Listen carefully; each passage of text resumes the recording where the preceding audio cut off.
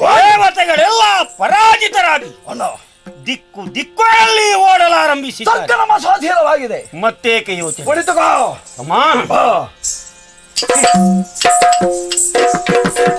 ಸ್ವರ್ಗಾಧಿಪ ನಮ್ಮಣ್ಣ ಸುತ್ತರಿಗೆ ಇಬ್ಬರೂ ಸ್ವರ್ಗಾಧಿಪರುಗಳಿ.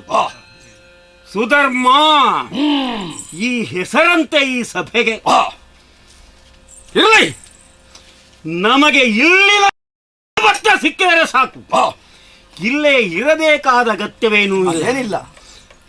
ಆದರೆ ಸ್ವಲ್ಪ ದಿವಸ ವಿರೋಧಿಗಳಾದ ಸುರರು ಏನಾದರೂ ಕುತಂತ್ರ ನಡೆಸಿದರೆ ಮಾಡಲೂಬಹುದು.